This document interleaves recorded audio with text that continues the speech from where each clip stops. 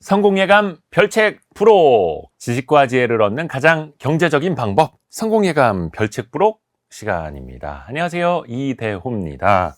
사실 이 성공예감이라는 프로그램 이름에 제 이름을 붙인 지, 성공예감 이대호입니다가 된 지 벌써 1년 10개월이 됐습니다.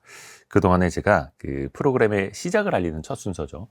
오프닝 멘트를 정말로 한 땀 한 땀 정성 들여서 써왔었는데요. 그 오프닝 멘트를 모으고 모아서 책 한 권이 탄생했습니다. 내 인생을 바꾼 하루 한 장.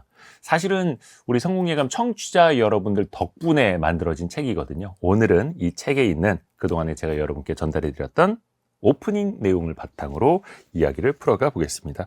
오늘 저를 도와줄 서울경제신문 송일아 기자와 함께합니다. 안녕하세요. 네, 안녕하세요. 미래생활사전 시간 우리 네. 같이 하고 있죠. 성공예감의 19이기도 하고 오늘은 별책 부록을 저랑 같이. 이 책 읽어보셨습니까? 아유, 그럼요. 어떻게 보셨어요? 사실 저는 굉장히 가벼운 마음으로 읽기 시작했거든요. 책도 너무 예쁘잖아요. 네. 색깔도. 근데 이게 결코 가볍지 않은 책이더라고요. 오. 그러니까 어떤 왜냐면 의미예요? 후루룩 읽히지가 않습니다. 그래요? 그 잘 읽히는데? 말인즉슨 어. 한 장을 읽고 한 편을 읽고 생각을 계속 하게 돼요. 아, 생각을. 네, 그래서 그냥 한 번에 쭉 읽는 약간 소설책 같은 느낌으로 접근을 했다가 이제 침대 맡에 그냥 뒀습니다. 왜냐면 자기 전에 맞아, 한 번 맞아. 읽고 자고 또 아침에 일어나서 또 그냥 쫙 펴서 하나 딱 읽고 가고 하면 좋더라고요. 이 내 인생을 바꾼 하루 한 장, 이게 365개의 네. 글로 엮여져 있거든요. 그래서 하루에 한 장씩 읽으면 딱 1년. 근데 사실 거기 얽매일 필요는 없고 맞아요. 어떤 페이지를 펼치더라도 심지어 그 예전에는 화장실에 그런 책들이 있었거든요. 거기에 놔도 저는 괜찮을 거라고 생각을 해요. 별로 건강하진 않은 것 같습니다. 화장실에서 빨리 나와야 됩니다.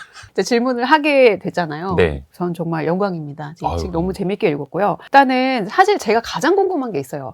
이제 제가 방송을 할 때도 느끼지만 네. 오프닝 멘트를 매일매일 쓰셔야 되잖아요. 그렇죠. 어떻게 준비하시는 거예요? 이게 사실 네. 오프닝 멘트 소재를 뭘로 다룰까? 그 고민하는 것도 되게 커요. 그러니까 이게 뒤에 보니까 추천사에 네. 이제 라디오 진행자의 하루는 방송을 진행하는 2시간과 오프닝 멘트를 준비한 14시간을 나눈다. 이런 추천사도 있더라고요. 그쵸, 그만큼 그쵸. 굉장히 어려우실 것 같은데 저는 이제 보다가 이제 막 너무 많은 사람들의 이제 인용문이 나오잖아요. 아하. 이런 것들을 어떻게 준비하시는지 이게 정말 이렇게 가슴을 훅 치는 멘트들을 어떻게 생각하시는지 그 준비 과정을 좀 여쭤보고 싶습니다. 이게 사실 되게 부담스러운 일이더라고요.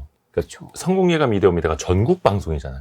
전국 방송에서 내가 하루에 최소한 1, 2분 정도를 청취자분들께 메시지를 드리는 시간이다 보니까 그래서 더 많은 고민을 하게 되고 사실 그 오프닝 멘트 덕분에 저 스스로도 공부를 더 다양하게 많이 하게 되더라고요. 뭐 심리학이면 심리학, 과학이면 과학, 인문학이면 인문학, 또 거기서 뽑아내야 되니까. 그러니까요.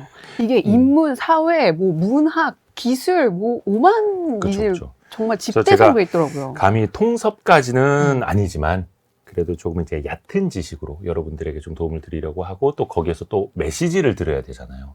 그냥 글을 마무리할 수는 없고 그렇죠. 항상 오프닝 멘트로 여러분들께 뭔가 와닿는 메시지를 드려야 해서 그걸 찾는 것도 상당히 좀 부담되는 일이긴 하더라고요. 그렇죠. 사실 그래서 저는 궁금한 게 있어요. 저희는 이제 글을 쓰는 사람들이니까 네. 말을 하고 네. 기사 쓰는 게 더 쉬우신가요? 이 오프닝 멘트 쓰는 게 더 쉬우신가요? 사실 그 기사 발제 안 하는 기자가 제일 좋은 직업이라고 하고 그렇죠. 오프닝 멘트 안 쓰는 MC가 있다면 참 좋은 직업일 텐데 둘 다 어렵죠. 둘 다 어렵죠. 특히나 네. 왜 기사 말고 기자 수첩 같은 칼럼을 쓸 때 되게 고민이 더 많이 맞아요. 되잖아요. 더 짧지만 그렇죠. 더 막 메시지를 고통스럽죠. 담아야 되기 때문에 그냥 사실 전달이 아니라 메시지를 담는다는 것 그게 참 힘들더라고요. 그렇습니다. 그렇게 매일매일 365일 동안 하고 계시다는 거 정말 존경스럽습니다. 네, 책에는 하루 한 장, 이 365개의 생각이 담겨 있는데요. 네. 성공예감 한 지가 지금 1년 10개월 정도 되셨잖아요. 네. 근데 그 단순 계산만 해도 더 많아야 되는데 어떻게 그 중에 에서 어떤 기준으로 이 365개를 추리셨는지 그것도 좀 궁금한데요. 그래도 그 중에 좀 시의성 있는 거는 빼고 뉴스 관련된 거는 좀 빼고 아. 여러분들께 메시지 드릴 수 있을 만한 것들만 좀 추리게 됐고요.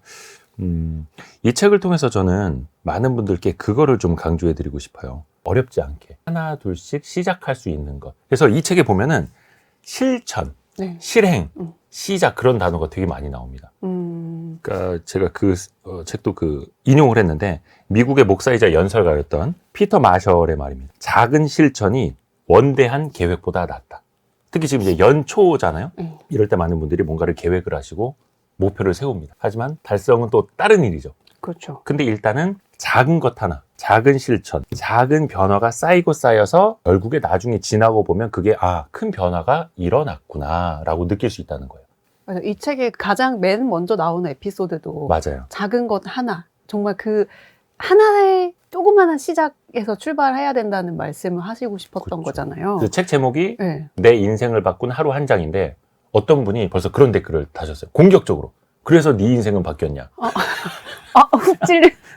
그래서 제가 그렇게 강조를 해드렸어요. 단 하나의 책 한 권, 또 혹은 한 장이 당신의 인생을 바꾸지는 않습니다. 그건 저도 마찬가지고. 근데 그게 아니라 하루에 한 장씩이 쌓이고 쌓여서 인생을 바꾸는 거라고.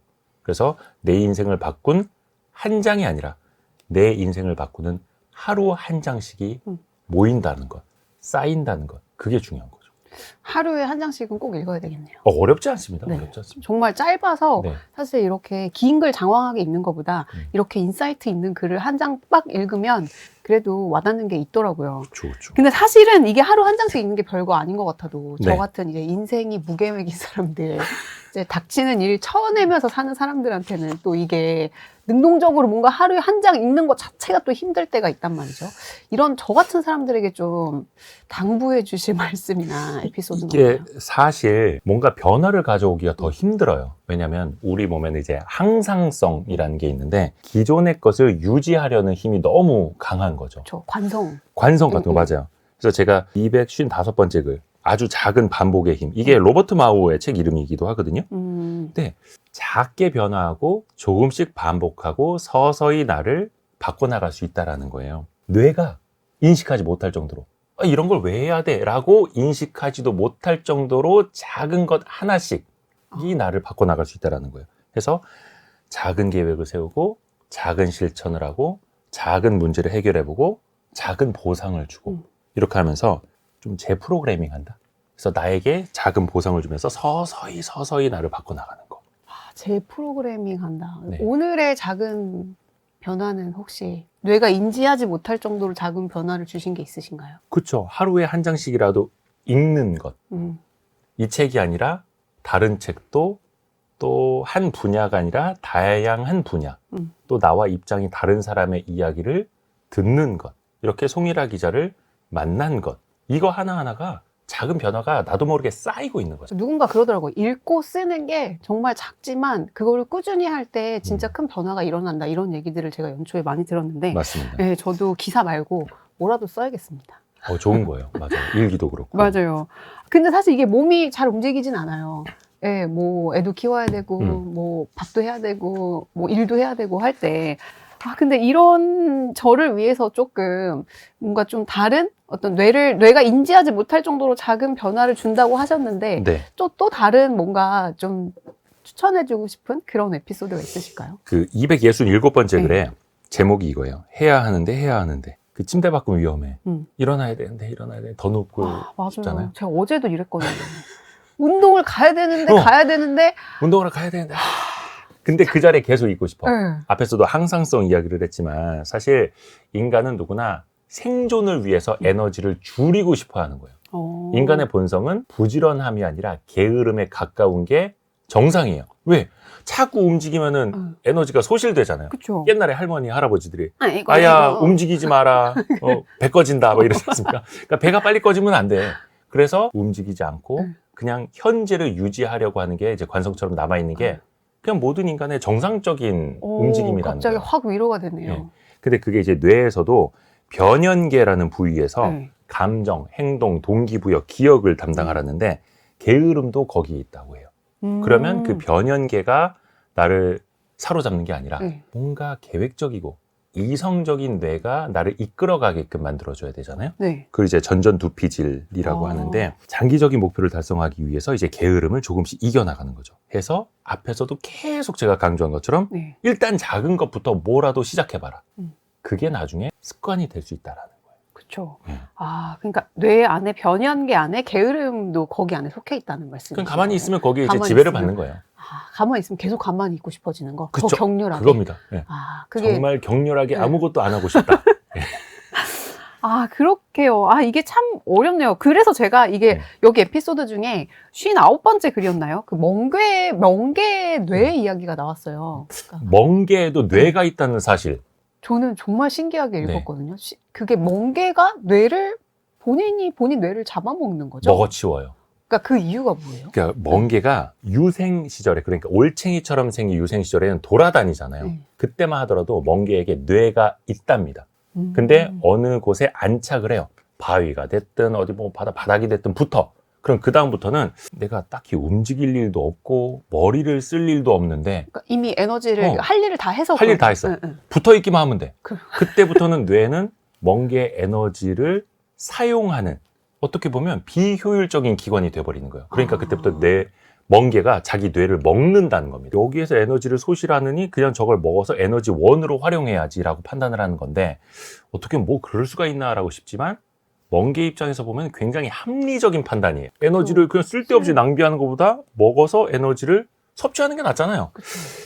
근데 과연 인간이 그러하면 되겠는가? 그렇죠. 우리는 멍게가 아니니까. 그렇죠. 근데 어떤 환경에 적응했다고 해서 혹은 목표를 이뤘다라고 해서 가만히 있게 되면, 그대로 안주하게 되면 서서히 퇴보하게 되는 거예요. 근데 저는 그 말이 너무 와닿았어요. 그러니까 서서히 퇴보하고, 이게 사실 가만히 세계의 있으면 퇴보하는 주기에다가 거다. 좀 이게 아무래도 약간 혈기왕성한 이제 20, 30대 시절에는 뭔가 더 열심히 해가지고 에너지를 막 그쵸. 쓰고 싶은데 어느 순간이 되면 몸도 더 약간 피곤해지게 되고 좀 가라앉게 되고 이러면서 아무런 노력도 하지 않고 그냥 좀 뭔가 멍게처럼 내가 멍게인가? 그런 좀 후회. 송일아 기자는 아직 그럴 땐 멀었는데. 아니 그게 그래서 그 노년이 되면은 새로운 시도를 더 안 하려고 하잖아요. 맞아요. 익숙한 데에 머무르려고 하고, 물론 이게 이제 누구는 더 그게 빨리 올 수도 있고 누구는 그게 완전 인생 후반에 올 수도 있겠지만 에너지가 떨어지기 때문이라고 해요. 에너지가 점점 그 총량이 줄어들고 있기 때문에 덜 움직이려고 하고, 근데 젊을 때는 호르몬도 막 아드레날린 팍팍 나오고 맞아요. 남성 호르몬 팍팍 나오고 이럴 때는 에너지가 넘치고 혈기왕성하다 막 이렇게 하지 않습니까? 그때는 더 많은 시도를 하려고 하는 거죠. 그래서 나이가 들면서도 혹은 하루 중에서도 오후 저녁 시간으로 가서 사실 에너지가 떨어지고 새로운 걸 안 하려고 하는 게 맞기는 맞는 거예요, 생물학적으로.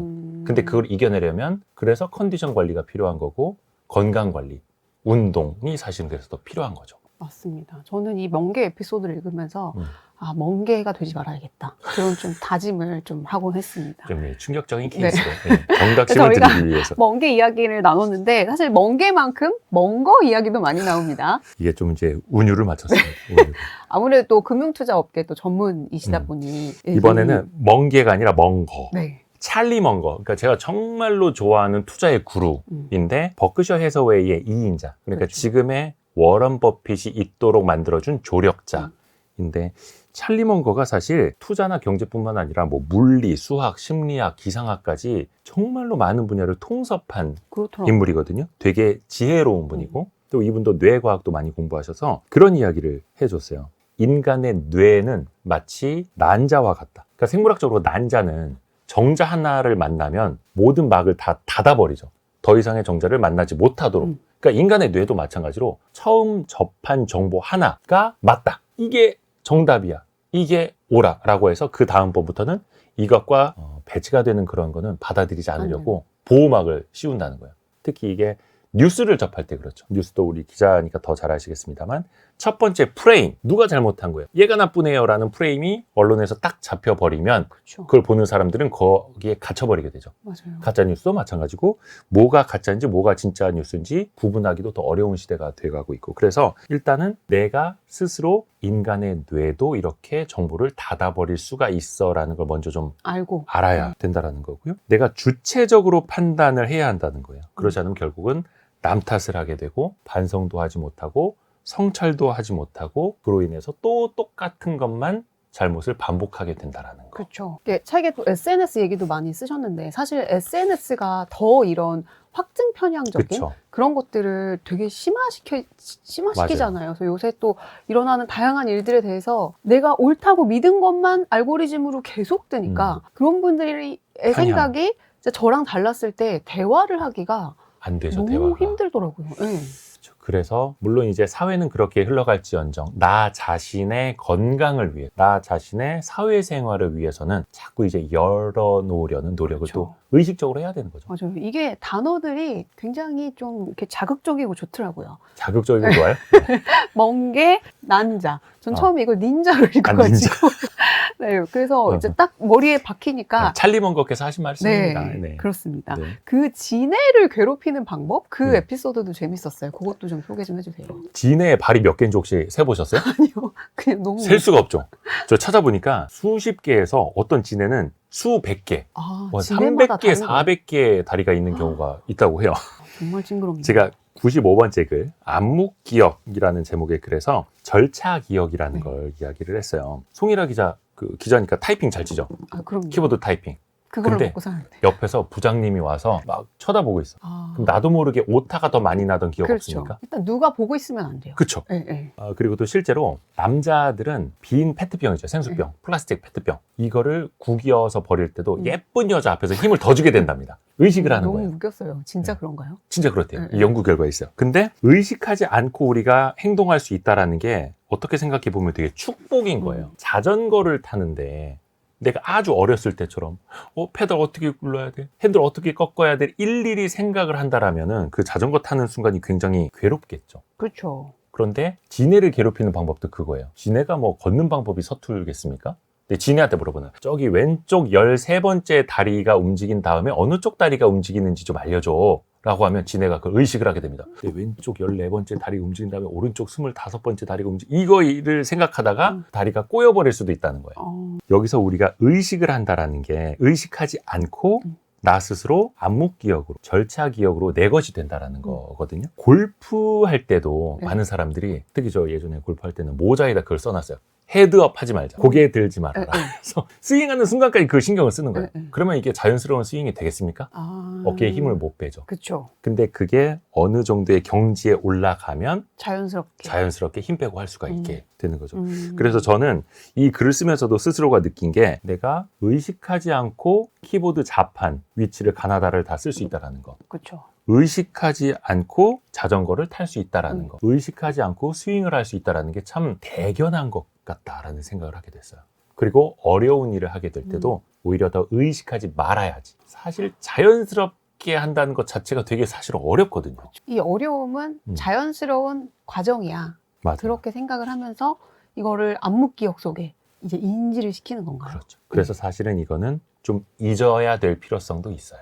그 절차를. 그래서 로봇을 교육시키는 게 더 어려운 것 같기도 해요. 로봇들은 음. 그 하나 우리가 무의식 중에 이제 무의식이 하는, 없으니까. 네, 무의식이 없으니까 주머니 넣을 때 손을 이렇게 해갖고 이렇게 해서 이렇게 넣어. 알고리즘으로. 이거를 다 교육을 시켜야 되는 게 굉장히 어렵다고 누가 그 로봇 공학자분이 그렇게 얘기를 맞아요. 하시더라고요. 그렇겠네요. 빨래를 갤 때도 음. 어디 모서리를 잡고 어디 이렇게 해서 이렇게 개는 거예요라고 가르치는 게 그만큼 정말 인간이 대단한 존재는 맞는 것 같아요. 맞아요. 그, 우리 모두가 대단한 존재입니다. 그렇죠. 네.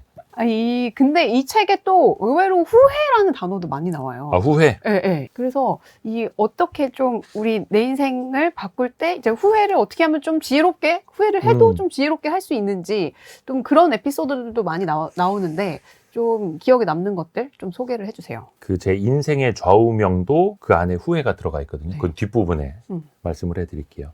사실 후회하면 되게 부정적인 느낌이 들죠. 그렇죠. 후회하면 왠지 나쁜 거, 이미 내가 과거에 잘못된 선택을 했던 것 같은. 근데 310번째 글 제목을 제가 쓸모 있는 후회라고 담았어요. 네덜란드 심리학자인데 마르셀 질렌베르크에 따르면요. 후회라는 감정에는 미래에 더 나은 의사결정을 할 수 있게 촉진하는 기능이 있다는 거예요.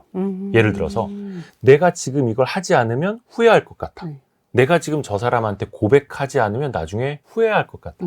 차이더라도 고백을 해야겠어. 맞아요. 아니면 내가 지금 이 일을 하지 않으면 나중에 더 큰 화를 당할 것 같아 라고 해서 하는 거죠. 그래서 그게 후회의 순기능이기도 하고 후회를 미리 느껴볼 수도 있습니다. 후회 감정을. 그거를 이제 예상된 후회라고도 하는데요. 미리 한번 가보는 거예요. 내가 이 일을 하면 혹은 내가 지금 참지 못하고 여기서 화를 내버리면 어떻게 될까? 그러니까 예상을 하는 거예요. 그렇죠. 네. 내가 뒷감당을 할 수 있을까? 미리 한번 가보는 겁니다. 그래서 미래로 잠시 가서 나의 내면의 목소리를 들어보는 겁니다. 그래서 후회를 좀 미리 당겨 써보는 것도 하나의 방법이거든요. 예를 들어서 지금 내가 이거 하나를 정말 사고 싶어. 한 10만 원이야. 근데 분명히 내가 이거 사면 한 일주일 갖고 놀까? 한 달 뒤에는 분명히 안 쓰게 될 것 같아라고 네. 미리 후회를 당겨 써보는 겁니다. 그럼 또 좀 현명한 소비를 할 수 있겠죠. 저번에 그러셨잖아요. 네. 사고 사고 싶다는 것은 필요 없다는 말. 아, 그렇죠. 김경필 멘토님이 네. 알려주신 거예요, 또. 그렇습니다. 근데 이제 후회나 이런 고통마저도 좀 생각에 따라 약간 긍정적으로 받아들일 수 있다는 얘기도 많이 나왔잖아요. 그렇죠. 그러니까 똑같은 것도 내가 결국 어떻게 생각하느냐, 내가 결국 어떻게 받아들이느냐가 엄청난 차이거든요.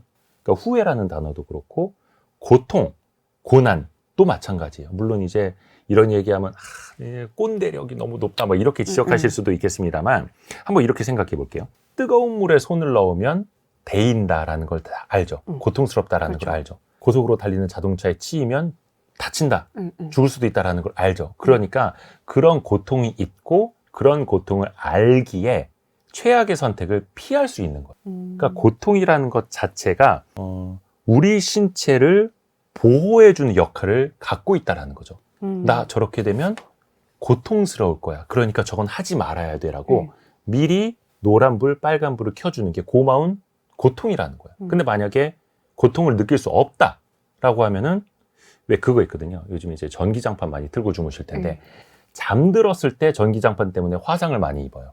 왜? 맞아요. 그 순간에 고통을 못 느끼니까. 그러면 어때요? 나 자신이 손해를 당하는 거잖아요. 그래서 때로는 적절한 고통, 고난이 나에게 도움이 될 수도 있다라고 이제 긍정적으로 생각을 하는 거죠. 그래서 고통은 잘못된 것이 무엇인지 알려주는 정보이자 나쁜 상황에 빠지지 않도록 도와주는 신호다라는 그렇죠. 겁니다. 근데 사실 이게 자녀를 키우다 보면 이제 내 자녀가 저 길은 고통스러울 게 뻔해. 후회할 게 뻔한 길을 너무 원해서 가려고 할 때가 있잖아요. 근데 그때 어떤 의사결정을 해야 되는지가 참 어렵더라고요. 그러니까 예를 들어 제 주변에는 아이가 축구를 너무 잘해요. 그래서 축구 선수가 너무 되고 싶어 해요. 근데 이제 부모는 그 축구 선수가 되는 길이 얼마나 그 바늘구멍에 들어가는 길인지 아니까 그렇죠. 그냥 힘들고 이제 고통스러운 길은 가지 않았으면 좋겠는데 그거를 말려야 할지 말아야 할지를 이게 내 인생이 아니니까 고민을 하시는 그렇죠. 분들이 상대방의 기준으로 봐야 하는 건데 네. 그래서 그 오징어 게임 2에서 이정재 씨가 외치지 않습니까? 나는 이 게임을 해봤어요. 먼저 가본 사람이 알려주는 것도 좋은 거예요. 그렇죠. 근데 인간이 이제 후회를 하는 게 또 네. 가지 않은 길에 대한 동경. 내가 그때 그걸 했어야 되는데 그럴 수 이런 있죠. 후회가 굉장히 또 많은 비중을 차지하고 있기도 한데요. 근데 더 뒤처지면 어떡하지 이런 불안감도 있고 그래서 좀 그런 마인드를 어떻게 하면 잘 컨트롤할 수 있는지 그런 이제 에피소드들도 있으면은 그래서 알려주세요. 지혜라는 게 네. 필요하잖아요. 지혜를 누군가한테 좀 대신 얻을 수도 있는 거고 제가 아까 제 좌우명에 후회가 네. 들어간다라고 했는데 그게 이겁니다. 미래를 두려워 말고 과거를 후회해 말라. 그러니까 제가 중학교 때인가 어떤 책에서 보고 이걸 내 좌우명으로 삼자. 왜냐하면 미래를 많이 두려워하고 네. 과거를 많이 후회하면서 살고 있기 때문에 더더욱 이걸 이겨내려고 노력을 하는 건데요. 364번째 글로 제가 실었어요. 예전에 전해져 내려오는 일화라고 하는데 한 시골 청년이 너무 지루하고 따분해서 도시로 내가 떠나야겠다. 큰 도전을 해봐야지라고 마음을 먹었대요. 근데 너무나 두려워서 시골 촌장을 찾아가서 가르침을 청한 거예요. 그러니까 그 촌장이 딱 한마디를 적어주었어요. 두려워하지 말라. 그리고 당신이 언제든지 다시 돌아오면 내가 또 다른 한마디를 해주겠다라고 했어요. 그 청년이 30년 동안 산전수전 다 겪다가 다시 시골로 돌아왔어. 근데 그때 그 촌장이 돌아가시고 없는 거예요. 근데 너무 아쉬워했는데 그 촌장의 아들이 아버지께서 남기신 글입니다라고 하면서 쪽지를 전해주더래요. 그걸 펼쳐보니까 이렇게 써 있었던 거예요. 후회하지 말라. 그러니까 어떤 일을 시작을 할 때는 두려워하지 말고 그 일을 끝낸 다음에는 후회하지 말라. 이걸 합쳐서 저는 미래를 두려워 말고 과거를 후회 말라 이렇게 제 좌우명으로 삼았거든요. 저는 이 에피소드 읽고 눈물이 날 것 같았어요. 진짜? 네, 진짜 약간 울컥울컥하는 에피소드들이 있더라고요. 왜냐면 이 촌장 입장에서는 한평생을 거쳐서 어쨌든 깨달은 그런 지혜잖아요. 네. 그래서 그런 지혜를 전해주시는 거 그리고 또 그 이대호 기자님의 과거에 후회스러웠던 결정이 뭐가 있을까? 두려움에도 불구하고 셀 수 이제 없이 많죠. 나갔던 그런 일들이 뭐가 있을까? 그런 것들이 좀 궁금했어요. 너무 그래서. 많죠. 너무 많죠. 지난주에 근데- 사지 못한 네. 주식도 그 중에 하나고 뭐 하여튼 예, 그런 것들이 있는데 그렇습니다. 사실 그래서 누구나 인간이기 때문에 미래를 두려워할 수밖에 네, 없고 그렇죠. 인간이기 때문에 과거를 후회할 수밖에 없고 그렇기 때문에 좌우명이라는 걸 통해서 아, 두려워하지 말아야지. 아, 후회하지 말아야지. 한 번 더 깨닫는 거죠. 맞아요. 음. 근데 저는 또 이제 다른 얘기인데, 여기 에피소드 보면은 질문을 너무 많이 해서 교실에서 쫓겨난 적도 있다는 내용이. 초등학교 4학년 때. 네. 예. 얼마나 질문을 많이 하셨길래. 그때는 제가 뭘 잘못했는지도 몰랐어요. 그때 질문을 한 3번, 4번 연속해서 했던 거예요. 선생님, 그는 왜 그런 거예요? 네. 어떻게 해서 그래요? 이렇게 되면 어떻게 되니까? 야, 이대호, 나가! 아, 그래서 초등학교 4학년 때. 근데 제가 요새 질문에 대한 이제 고민이 되게 많거든요. 왜냐면 이게 연차가 어느 정도 쌓이고 경력이 쌓이다 보니까 이제 질문을 할 때, 이 질문, 내가 모르는 게 맞는데, 이 질문을 여기서 하면은, 좀 예의에 어긋나는 건가? 너무 나의 모름을 드러내는 창피한 일인가? 아, 이런 것 때문에 질문을 안 하는 사람들이 생각보다 많더라고요. 많아요. 저도 좀 꺼려지게, 옛날 같으면, 저기요! 이렇게 하면서 질문할 것들을, 근데 사실 기자는 물어보는 게 직업인 그럼요. 이제 사람들이잖아요.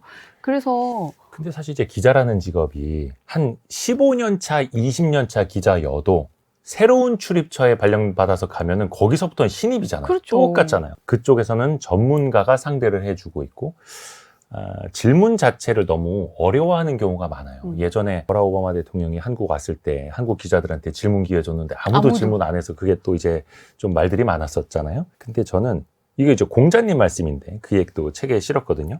질문을 하면 그 순간에 바보가 되고 질문을 하지 않으면 평생 바보가 된다. 맞아요.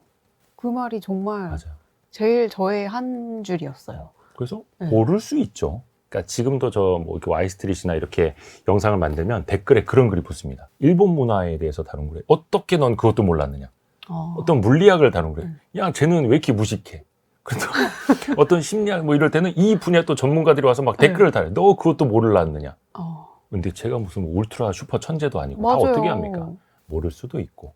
그리고 또 심지어 아는 것도 때로는 모르는 척 물어봐야 이걸 정말로 모르시는 청취자분들, 구독자분들한테 도움을 드릴 수 그렇죠. 있고. 상대방한테 좋은 얘기를 끌어내면서. 그래서 세상에 나쁜 질문은 없어요. 확실한 건 정말 질문을 하지 않으면 평생 바보가 된다는 말이, 그리고 더 늙는 것 같아요. 맞아요. 그래서 질문을 하고 좀 뭐라도 하나 새롭게 배우는 게 있는 하루를 살고 싶다는 생각이. 그래서 그거를 창피하다고 생각을 저는 이제 안 하거든요.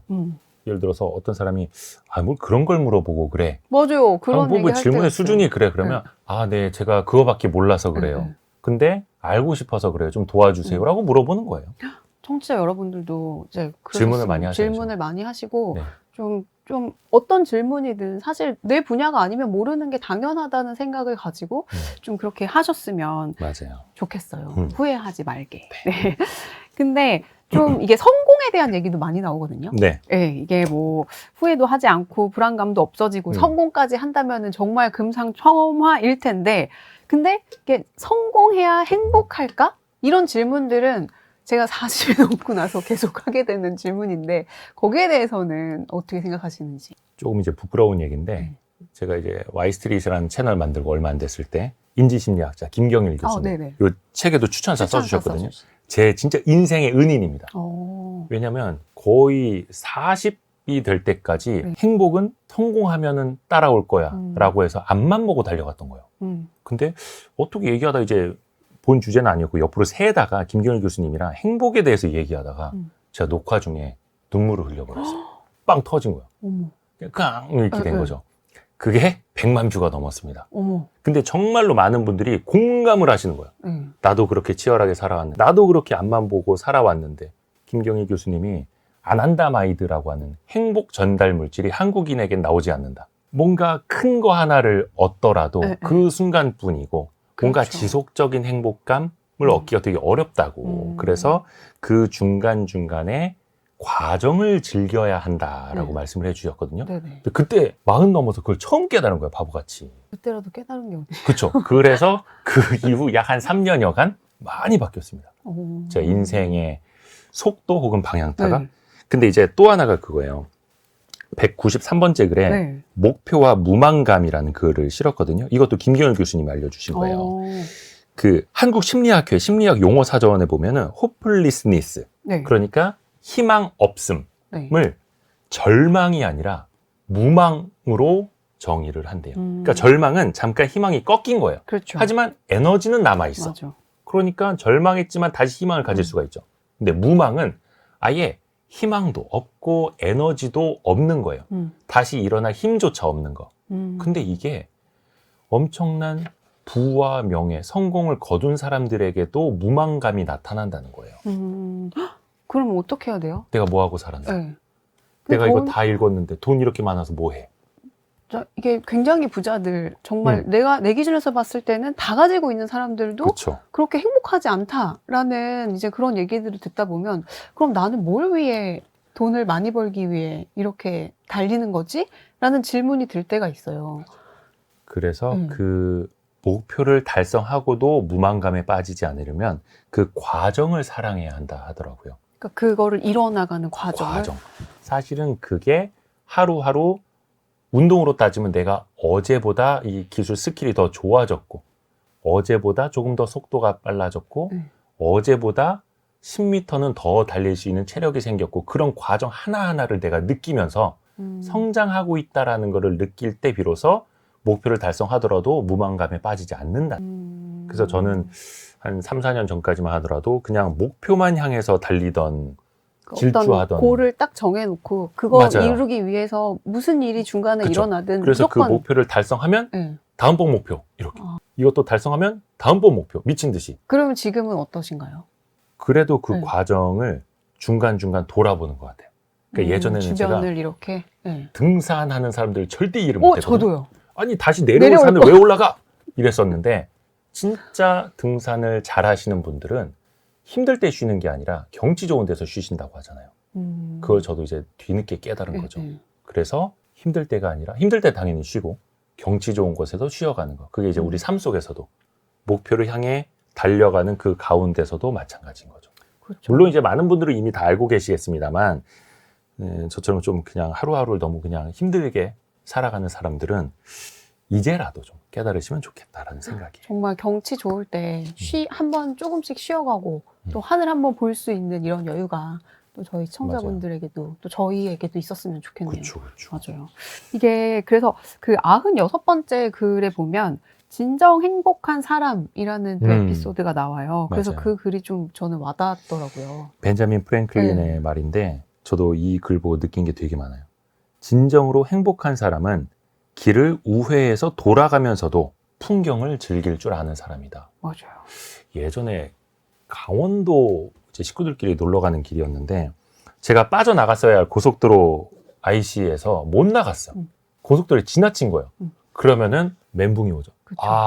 여기서 한 30분 돌아가는 것까지만 그쵸. 1시간은 낭비하고 기름값 버려, 톨비 버려서 막 제가 실수했음에도 저 자신한테 너무 막 화가 나고 짜증이 나는 거예요. 그럴 때 옆에 있는 사람 얼마나 힘든지 아세요? 맞아. 근데 제 옆에 있는 타 있는 제 와이프는 그때 싹 간식을 꺼내서 먹더라고요. 30분 동안 더 가면 이거 먹으면 돼. 그렇죠. 음악을 들으면 돼. 이런 식으로. 그래서 저와 차이가 많이 나는 분이거든요. 그래서 이게 그 행복이라는 게 참 별거 아니고 벤자민 프랭클린이 한 말처럼 길을 우회해서 돌아가면서도 맞다. 내가 돌아가지 않았다면 이걸 볼 수 없었을 텐데라고 그 풍경 자체를 즐기는 것. 그렇죠. 그게 행복 아니겠습니까? 맞습니다. 저도 뒤늦게 깨달았습니다. 네. 저희 남편도 똑같아요. 이제 항상 길을 잘못 드는데 본인이 잘못하고 본인이 계속 화를 내요. 남자들이 좀 그래요. 네. 그래서 제가 돌아가면 되지. 뭐 급할 거 있어? 이렇게 얘기하면 계속 화를 내요. 그게 약간 그거예요. 자기 자신에 대한 화. 오히려 더 민망해서 미안해서 나한테 화를 내는 거라고 그 얘기를 하는데 아무튼 화를 듣는 사람은 굉장히 힘듭니다. 맞아요. 그러면 안 돼요. 그래서 이제 행복이라는 것도 결국에는 우리 마음먹기에 달렸듯이 성공도 같은 의미겠죠? 맞아요. 네. 그 성공이라는 것의 의미 앞에서도 이제 뭐 과정을 즐기는 것도 여러 가지 말씀을 해드렸습니다만 아까도 찰리 먼거 제가 제일 존경한다고 얘기했잖아요. 언제나 저는 학생입니다라는 글도 227번째 글로 실었는데 찰리 먼거가 92세 때 이런 말씀을 하셨어요. 이분이 99세 때 돌아가셨거든요. 돌아보면 돈을 더 많이 벌지 못한 것이나 더 유명해지지 못한 것은 후회되지 않습니다. 더 빨리 현명해지지 못해서 유감스러울 뿐입니다. 맞아요. 또 이렇게 덧붙였어요. 그래도 다행스러운 거는 내 나이 92세에 여전히 무식해서 배울 것이 많다는 사실입니다. 이게 거의 모든 학문을 통섭한 분이 여전히 나는 배울 게 많다. 그러니까 이분이 부족해서가 아니라 앞에서도 말씀드린 것처럼 공부하는 어제 몰랐던 걸 오늘 알게 된 그 자체를 즐겼다는 거죠. 네. 그래서 찰리 먼거가 늘 하는 말이 그겁니다. 매일 잠자리에 들 때, 아침에 일어났을 때보다 조금 더 현명해진 삶을 살아야 한다.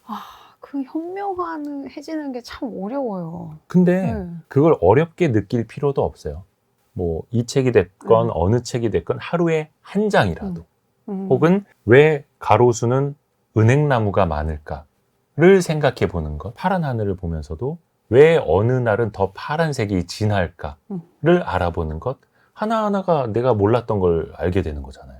그래서 우리 성공예감 이대호입니다. 청취자분들도 항상 잠자리에 들 때 내가 어제보다는 그리고 오늘 아침보다는 조금 더 현명해진 것 같다라고 느낀다면 더 마음이 편해지지 않을까요? 꿀잠 잘 수 있지 않을까요? 그렇죠. 네. 그리고 또 이렇게 또 매일매일 오프닝 멘트를 써주시는 기자님이 계시고 이런 좋은 책도 있고 하니까.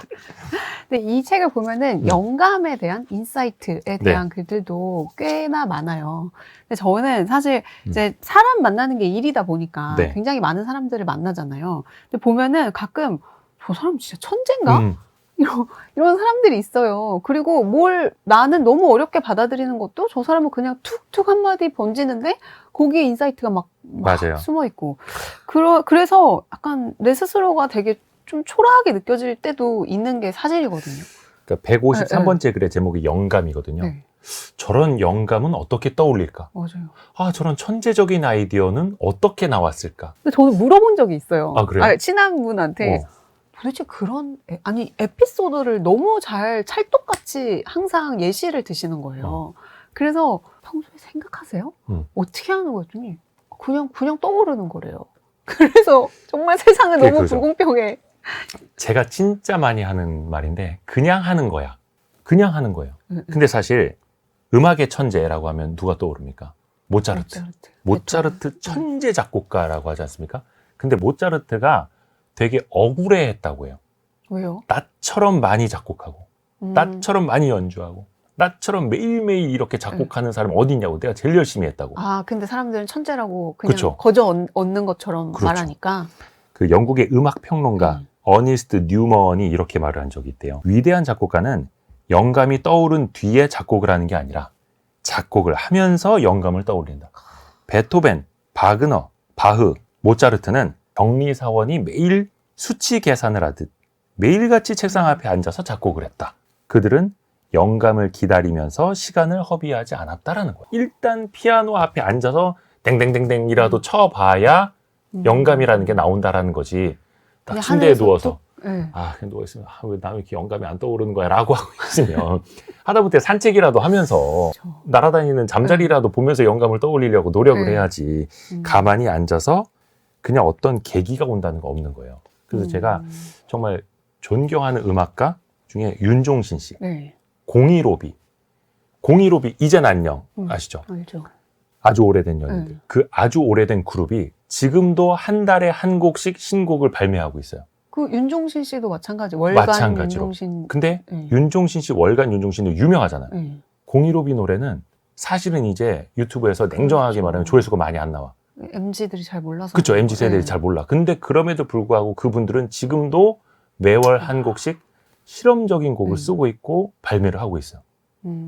대단하지 않습니까? 그렇죠. 그러다가 히트곡 하나가 딱 나오면 아니 어떻게 저런 천재적인 곡을 작곡하셨을까라고 하는 거예요. 그제서야 이제 그쵸. 관심을 받으면서. 근데 그런 노력이 뒷부분에 있을 수밖에 없다라는 거. 그러니까 있어야 결국에는 한다라는 정말 거. 뭐든지 꾸준함과 또 성실함을 이길 게 없네요. 네, 영감도 그렇죠. 그 안에서 나오는 거니까. 그럼요. 우리가 또 이제 경제 방송이니까 또 경제에 대한 이제 에피소드도 조금 소개를 해주시면 좋을 네. 것 같아요. 아무래도 이제 또 가장 좀 인상적인 강조하고 싶은 좀 경제에 대한 에피소드들은 뭐가 있을까요? 제가 운영하는 채널 Y스트릿의 모토가 지식과 자산의 복리 효과예요. 투자도 복리 효과. 네. 워런 버핏 지금 재산의 대부분이 60세 후반부터 벌어들인 거라고 그렇죠. 하지 않습니까? 쌓이고 쌓이는데 그 위에 기하급수적으로 올라가는 건데 저는 지식도 복리로 쌓인다고 믿거든요. 그러니까 처음에 아무 배경 지식이 없을 때는 이게 너무 어려워. 들리지도 않아. 저 단어도 몰라. 근데 어느 정도 배경 지식이 쌓이면 그때부터 들리잖아요. 이해를 하게 되고 내가 대화를 하게 되고 해서 지식도 저는 자산처럼 복리로 쌓인다고 믿거든요. 근데 과연 그런 복리 효과는 어떻게 얻는 거야? 빙하를 보면 됩니다. 어마어마한 그 빙하가 어떻게 저렇게 높이 쌓이게 되었을까? 이게 사실 그 돈의 심리학이라는 책에 나온 건데 빙하학자 그웬 슐츠를 인용한 글이거든요. 북극과 남극에 빙하가 그토록 높이 쌓일 수 있었던 건 어느 한두 해에 눈이 많이 내려서가 아닙니다. 아무리 적더라도 내린 눈이 남아있기 때문입니다. 그러니까 복리 효과의 기본은 한 해에 확 많이 쌓이는 게 아니에요. 잃지 않는 거. 녹지 않는 게 사실은 복리 효과의 시작이거든요. 그러다 보면 스노우볼 효과라는 것, 눈덩이 효과가 한 번 굴릴 때는 조금씩 눈이 묻지만 이 눈덩이가 커질수록 거기에 둘레를 차지하는 그 면적이 더 많아지니까 눈덩이가 급속하게 불어나는 것처럼 그렇죠. 빙하도 마찬가지고 자산도 마찬가지고 지식도 마찬가지다. 그래서 너무 빨리 가려고 하지 말고 서서히 쌓아나가자라는. 정말 저는 이제 직장 생활 하다 보니까 이 복리 효과라는 거가 얘기를 사실 초년생부터 들었는데 많이 듣죠? 네, 근데 그때는 이게 확 와닿지가 않아요. 왜냐면 그때는 급하거든요. 네. 빨리 돈 벌고 싶거든요. 그리고 여러분 이제 직장 생활이 1년, 2년이 굉장히 긴 것 같지만 눈 뜨고 일어나면 10년이 지나 있습니다. 그렇기 때문에 정말 다달이 조금씩 이제 저축을 하고 뭐 투자를 하고 이런 것들이 나중에 가면은 정말 이만해지는. 맞아요. 그래서 이제 잘하지 못해서. 복리 효과의 중요한 거는 이제 수익률이기도 하지만 시간입니다. 맞아요. 시간. 해서 어떻게 하면 시간이 내 편으로 만들 수 있을 것인가를 고민하는 게 또 핵심이기도 해요. 그렇죠. 그럼 Y 스트릿은 지금 갑자기 떠올랐는데 왜라고 계속 물어보면 길이 보인다 뭐 그런 의미인가요? 그렇기도 하죠. 그래서 왜라는 질문을 많이 하죠. 제가 초등학교 4학년 때 교실에서 쫓겨났을 때가 왜라는 질문을 계속 했을 겁니다. 선생님 왜요? 왜 그렇게 된 거예요? 전 이해를 못 하겠는데. 선생님이 이러다가 이제 화가 너 나가. 여기 또 이제 책에 보면은 이제 우리가 이런 생각과 다짐 이런 생각하는 대로 이제 살지 않으면 결국에 또 사라지는 대로 생각한다 하게 된다 이런 얘기를 또 요새 많이들 하시는데 여기에 대해서는 또 어떻게 저들하고 쓰신 말씀은 아닙니다. 아니 근데 많은 분들이 들어보신 명언일 거예요. 이게 프랑스 소설가 폴 브루제의 말인데 생각하는 대로 살지 않으면 사는 대로 생각하게 된다. 속된 말로 하루 벌어서 하루 먹고 산다 이런 말도 하고 합니다만 그게 뭐 일당이라든지 급여라든지 그런 측면에서는 그럴 수 있겠지만 진짜 내 삶의 주인을 누구로 만들 것인가. 뭐 예를 들어 내가 피고용자이면 고용주는 따로 있겠지만 적어도 내 삶의 주인은 내가 될 수 있다. 그래서 생각하는 것, 계획하는 것, 의도하는 것 하나하나를 결코 내 배의 키를, 내 자동차의 핸들을 남한테 넘겨줄 필요는 없는 거거든요. 맞아요. 그래서 결국은 생각하는 대로 살지 않으면 사는 대로 생각하게 된다. 되새겨봐야죠. 맞아요. 그게 결국에는 내가 나에 대해서 얼마나 잘 알고 공부하는지 그것도 중요한 것 같더라고요. 그러니까 누가 시키는 대로만 계속 사는 게 익숙하다 보니까 내가 뭘 좋아하고 내가 주인인 적이 별로 없는 거예요. 또 이제 가족이 생기고 또 자녀들이 생기다 보면은 항상 누군가를 위해서 막 살다 보니까 내가 점점 사라지는 그런 경험을 많이 하게 되거든요. 그것도 되게 좋은 이야기인데 약간 좀 토를 한 번만 달자면 남을 위해서 사는 것도 내 인생이에요. 그렇죠. 예를 들어서 내가 맛있는 커피 한 잔을 남에게 줬으니 나는 이 커피를 마실 수가 없어. 그래서 나는 오늘 손해를 본 것 같아 라고 생각을 할 수도 있겠지만 그 사람한테 따뜻한 커피 한 잔을 제공을 해서 나는 그 사람 자체를 샀을 수도 있는 거예요. 그렇죠. 사람의 마음을 얻었고 그 다음에 왜 옛날 어르신들은 이제 그게 덕이 된다. 인복이 되고 인덕이 된다라고 하지 않습니까? 언젠가는 돌아올 수도 있는 거고 이제 가족을 위해서 희생하는 게 아니라 결국은 그게 내 가정의 화목이고 내 가족 덕분에 내가 잘 되는 것이고. 이거 약간 생각해보니까 너무 ENFJ 같은 얘기다. 전 ENFP요. 아니 근데 이 얘기를 했을 때 왜냐면 공감 못 하시는 분들이 되게 많으세요. 일단 내가 오늘 하루 힘들어 죽겠는데 응? 뭘 누구한테 친절을 베풀라는 거고 그쵸. 막 이렇게 또 생각하시는 분들이 되게 많아서 조금 안타까운데 뭐 일단 근데 사람의 저는 생각을 같은 다룰 수 있으니까. F로서 사실 이제 아까 울컥울컥 많이 한 문구들이 많았다고 했잖아요. 네. 근데 그 중에서 하나는 또 친절하라. 어. 우리 모두는 전쟁을 치르는 이들이다. 이 말도 뭔가 나의 삶을 굉장히 잘 대변해주는 것 같은 단어인 거예요. 그 문구인 거예요. 그래서 오늘도 제가 누구한테 화를 냈는지 예, 더 화가 날 때 좀 더 심호흡을 하고 친절하라. 우리 모두는 전쟁을 치르고 있다. 그 말이 좀 와닿기도 했어요. 스코틀랜드 목사 존 왓슨의 말이에요. 만나는 사람마다 친절하게 대하라. 당신이 만나는 사람들은 모두 전쟁을 치르는 이들이다. 왜 그 전쟁 같은 사람, 전쟁 같은 하루를 산다라는 말들이 있잖아요. 근데 그 사람이 오늘 얼마나 치열하게 살았을지, 저 사람이 또 직장에서 상사한테 얼마나 깨졌을지, 그렇죠. 혹은 대출금 때문에 또 얼마나 걱정을 하고 있을지, 사실 그게 그냥 우리네 삶이고 누구나 그런 압박감, 중압감, 고민, 고통 속에서 살고 있잖아요. 근데 그런 거 생각해 보면은 누구나에게 사실은 친절해야 할 이유? 근데 그게 친절이라는 게 뭐 대단한 걸 베풀라는 게 아니에요. 그냥 내가 앞에 지나고 있을 때 뒷사람이 오면 유리문을 좀 잡아주는 것 정도? 옆에서 누가 뭐 떨어졌을 때 잠깐 주워주는 것 정도가 치열한 하루를 살고 있는 사람한테는 엄청난 또 감사일 수도 있는 거고. 근데 이 글을 제가 얼마 전에 유튜브 커뮤니티에 올렸어요. 근데 어떤 분은 다른 사람만 전쟁이냐? 나도 전쟁을 치르고 있다. 이렇게 다 알고 있더라고요. 마음이 강박하시네. 제가 그냥 오늘도 힘든 하루를 사셨군요. 그렇게 그냥 대댓글을 달았는데 당장 내가 힘드니까 그렇죠. 주변을 맞아요. 돌아볼 여유가 사실은 안 생겨요. 근데 내가 힘들수록 주변을 돌아보잖아요.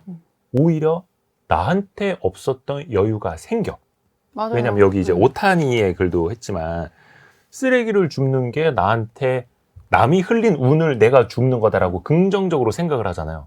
그러니까 내가 친절을 베풀어서 저 사람이 기뻐해. 그러면 저 사람은 나한테 적어도 이 다음에 해코지는 안 할 거고 그럼요. 다음에 날 만났을 때 친절하게 느낄 거고 어디 나가서 이 사람 이대호 저 사람 되게 사람 좋아 라고 얘기를 해주면 결국 나한테 복이 되는 거잖아요. 내 평판이 되는 거고. 그렇죠. 그래서 좀 그런 식으로 생각을 하면 어떨까? 맞아요. 예. 사실 결국에 제일 중요한 건 사람을 얻는 거기 때문이니까. 자, 오늘 이렇게 해서 저희가 이 내 인생을 바꾼 하루 한 장으로 네. 이제 여러 가지 에피소드들에 대해서 질문도 해보고 답변들 들어봤는데요.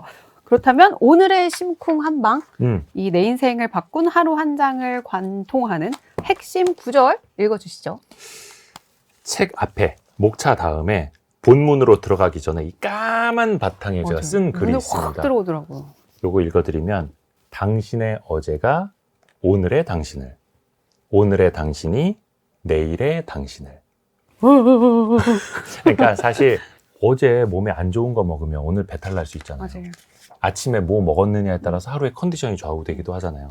근데 우리는 어제 내가 어떤 생각을 했고 아침에 어떤 말을 했고 오늘 내가 어떤 행동을 했고 이게 내일의 나를 어떻게 만들 것인지는 잘 생각을 안 하는 것 같아요. 근데 결국 내가 살아가는 그런 하루하루가 쌓여서 미래의 내가 되고 내 가족이 되고 내 회사가 되고 내 인생이 되는 건데 그래서 일단 더 나은 여러분이 좀 되시길 바라면서 이런 바람도 담아봤습니다.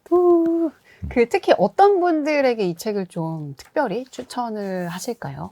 아까 찰리 먼거의 말 인용을 했잖아요. 아침에 눈을 떴을 때 그러니까 잠자리 들 때 아침에 눈을 떴을 때보다 조금 더 현명한 하루를 살고 싶으신 분들. 근데 이제 되돌아보면 먹고 살기 바쁜데 뭐 그런 게 필요하겠어 라고 하는데 그냥 하루에 한 장씩이라도 읽으면서 맞아 이렇게 생각해 볼 수도 있을 것 같다.